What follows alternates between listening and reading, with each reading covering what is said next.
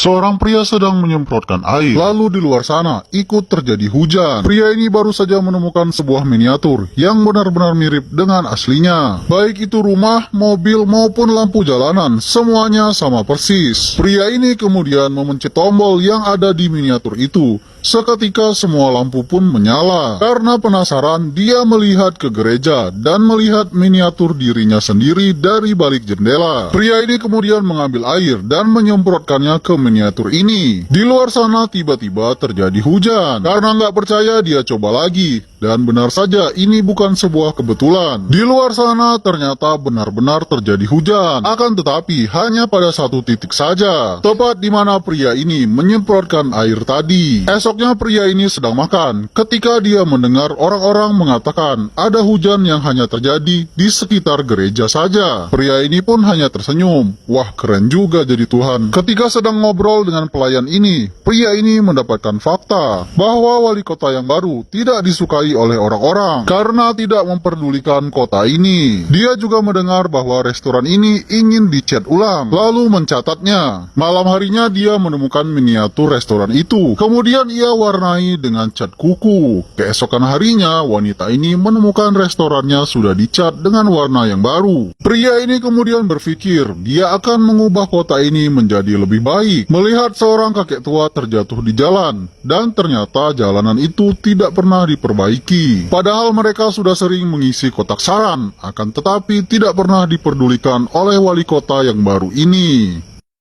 Ambil sebuah tulang, lalu letakkan ke dalam miniatur. Gak pakai lama, tulang raksasa muncul di tengah jalan, bikin anjing ini ngiler. Pria ini membawa kotak saran ke rumahnya dan bersiap untuk mengabulkan permintaan para warga. Permintaan pertama yaitu memperbaiki lubang di jalan. Dengan lem ia tambah lubang di miniatur. Seketika jalanan mulus kembali. Sampah-sampah berserakan ia bersihkan. Begitu juga dengan pohon yang menghalangi jalan. Bahkan anjing ini pun diberi makan. Tapi kok gede banget ya tulangnya. Dalam beberapa jam saja, pria ini berhasil menyelesaikan permintaan-permintaan warga. Dia pun hanya senyum-senyum saja mendengar orang-orang memuji perubahan-perubahan yang terjadi di kota ini. Akan tetapi di supermarket, dia mendengar orang-orang mengira itu adalah ulah wali kota yang baru. Pria ini tidak terima, akan tetapi tentu saja dia tidak bisa mengakui kalau itu semua ulah dirinya. Sementara itu yang lebih parah, orang-orang mengadakan pertemuan untuk berterima kasih kepada wali kota karena perubahan yang terjadi di kota ini. Pria ini marah banget. Dia yang berbuat, malah orang lain yang mendapatkan pengakuan. Mengambil sebuah batu lalu menemukan sebuah ide ketika melihat mobil sang wali kota. Malam harinya ia melemparkan batu tadi ke miniatur mobil sang wali kota. Dan keesokan harinya mobil itu pun hancur ditimpa meteor.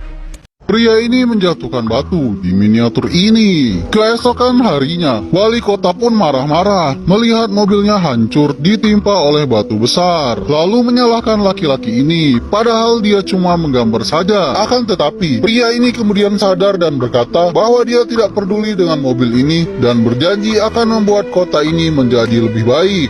Janji manis.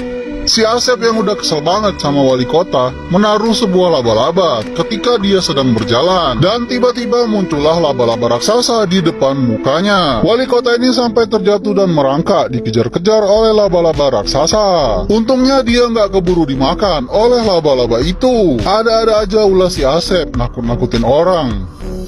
Pria ini lalu melanjutkan pekerjaannya untuk memperbaiki tata kota. Dia pasang lampu-lampu dan ornamen agar kota ini menjadi lebih terang dan cantik. Akan tetapi dia nggak tahu kalau itu butuh lebih banyak listrik dan membuat satu kota ini mati lampu. Sehingga mereka berkumpul di gereja dan menuntut wali kota untuk segera memperbaikinya. Suatu hari si Asep ini ketahuan. Sang wali kota mendobrak pintu gereja dan menemukan miniatur kota ini. Mereka pun berkelahi dan membuat miniatur itu rusak parah. Karena kejadian itu, keadaan di kota pun menjadi semakin parah dan rusak di mana-mana.